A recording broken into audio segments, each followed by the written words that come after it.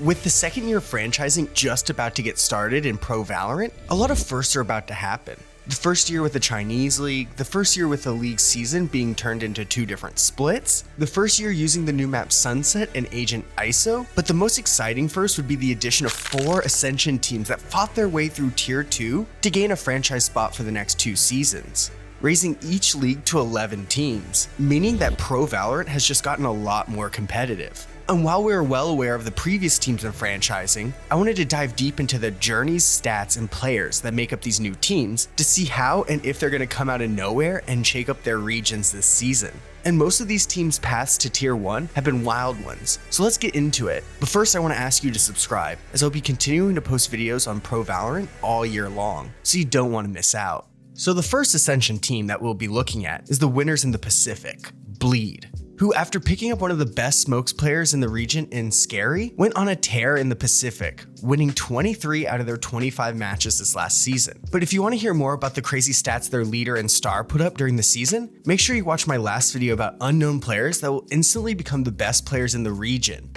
As a team during their run, they had one of the highest rifle round win rates at 66%, while also picking up 58.2% of pistols all throughout the season. And from the 71 pistol round wins, they were able to convert 34 of them into bonuses, meaning that there's a high likelihood that if Bleed started well in the round, they would turn it into an unstoppable run in all aspects of the game. But these stats don't accurately depict the roster that they have now going into the season, since their entry and initiator players were released to make room for Egoist, who used to play for X10 and Paper Rex back in the day, as well as the most surprising pickup of Ye to take over as entry player. And this team looks like they could do some damage, as their IGL Crazy Guy is able to both strategize and frag on the flex roll. And of course, Scary's still on this team leading the way. Lastly, they have Darian, who can play almost any role for the team, but has been an aggressive Sentinels player, using Chamber a decent amount. But when looking at how this team will compete in the franchise league stage, I don't think they will do too well, early on in the season at least, as I can see some major team cohesion issues, as Ye wasn't able to play with the team during the off-season tournaments, as well as some of the role players not seeming any more stellar than the other Pacific teams, with them probably doing better than the bottom feeders of the league like DFM or Talon, but start to have issues when playing more experienced and put together teams such as T1 and Global Esports that have put together more well-rounded rosters this off-season. I think Bleed will end up around 7th in the Pacific.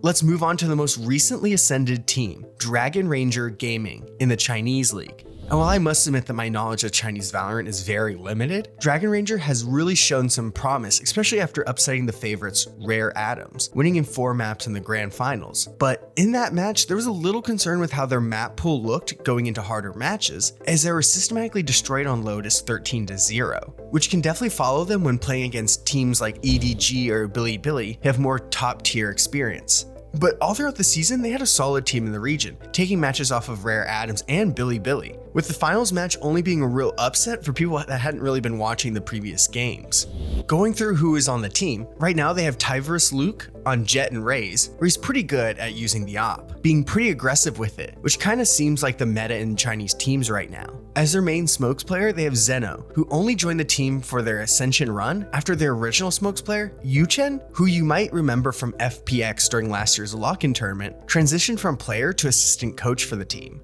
On Sentinel, they have Russian player Yokashu, who has bounced around different European orgs since the start of Valorant. For the team, he has primarily been playing Cypher and KJ, and has done well for them, picking up a great 230 ACS during the Ascension tournament. On Initiator, they have Nick, who is a solid role player for the team, but might have some trouble transitioning to franchise Valorant. Lastly, on the starting roster, they have their flex player Ding Wei. Right now, my prediction for this team is about as good as the next person, as so many teams in China are just being built and we're just now getting peeks into the scene. I think they will end up around 5th place, with their highest point being the beginning of the season, as they probably have the most experience together as a team outside of like 3 teams in China. The core of this team has been playing together since the beginning of 2023, meaning they have played and won together for a while, and they can carry that over into the franchise season. Maybe even making a run for champions at the end of the year when there's 4 spots available. Next, let's move over to the team that shocked European Valorant, the French org Gentlemates. People didn't expect them to make it this far, but after destroying Apex's hopes and dreams in 3 maps in the grand finals, they'll be enjoying the franchise league for the next 2 seasons. And when looking back at their journey to winning Ascension, it was clear that they earned it, as they went 18-6 with only 2 of those losses coming from best of 3s. Their stats are not as impressive as the few of the other Ascended teams, with a close first kill to death ratio at 480 to 451 all season, as well as the rifle round winning rate hovering around 55%. One of their bright spots though is with their Sentinels player Logan, which I talked about in my previous video, but overall he puts up some pretty good stats, with VLR rating of 1.14, which is up there with players like Scary, who we saw dominate in the Pacific. He also only picked up 13% of his team's first deaths, which is impressive for a Sentinel. And by him staying alive long in rounds, he's been able to pick up crazy amounts of multi-kills, with him picking up just under 4 a map all season. The rest of Gentlemates are their IGL Baez, who covers the initiator role for the team. On Jet they have Takas, who has dominated with the op all season, looking to take that skill into tier 1.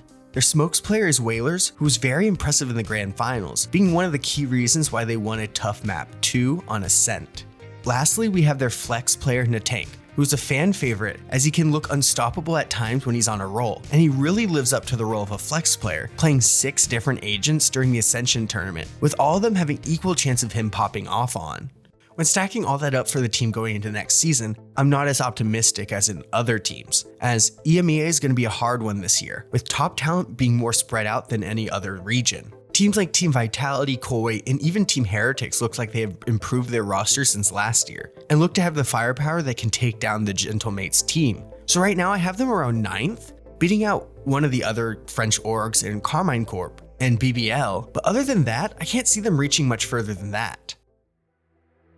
Finally, let's head to the Americas, where the team formerly known as the Guard, now G2, has finally regained their top tier status after being snubbed from franchising in 2023. And out of all the Ascended teams, the Guard has the most possibility to really make deep runs this year, as just 2 years ago, with 4 out of the 5 players currently on this team competed in Masters Reykjavik. And even though they failed to live up to expectations then, that experience propelled them to Ascension win against M80. And now they're looking to try again and compete in Masters this year. They are by far the most dominant Ascended team in terms of stats, with them picking up 60% of pistols, where they converted 40% of them into bonus wins, giving them 3 quick wins in just over a quarter of their halves they played all season. Along with that, they had the first kill in 55% of rounds, meaning they consistently put teams on the back foot. Also, out of their 6 losses last year, 4 of them came from either M80 or Moist Moguls, the 2 other top teams in the region,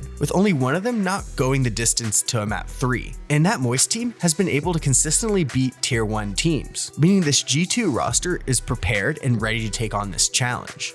With Valen staying on the team as IGL, everyone stayed together to run it back as a team in franchising, except their Jet, Tex, who joined Lev, leaving Jonah P as initiator, Valen as primary smokes, Net as sentinel, and Trent as their flex, with him primarily playing Viper, Sova, and Sky. But I don't think that loss of Tex will hurt them too much, as they were able to bring in former Cloud9 star, Leaf, to take over the Jet and Raze role as their explosive entry player, making G2 maybe even more deadly than before. So looking at how G2 stacks up with the rest of the teams in the Americas, it's clear that they'll definitely be in the upper half of the standings, as they have proved since 2022 that you can't underestimate this team, and I can actually see them slotting into 3rd, beating out one of the favorites in Loud, Energy, or Sentinels, to take a master spot in Shanghai, or even stunning everyone and making it to the grand finals at the kickoff tournament. The main reason why I predict them to do this is due to how long these players have played together. And losing Tex is probably for the best, as Leaf is probably the better player long term due to his insane role and agent flexibility, meaning that Leaf can adapt to their system rather than having to work around him. This team ultimately will come out of the gates hot and really show the world that they deserve a permanent spot in franchising, and not just the 2-year guest slot. If you like this video, make sure you subscribe, as I'll be making videos about Pro Valorant all season long, so if you want to keep up to date and learn more about this chaotic esport, make sure you subscribe.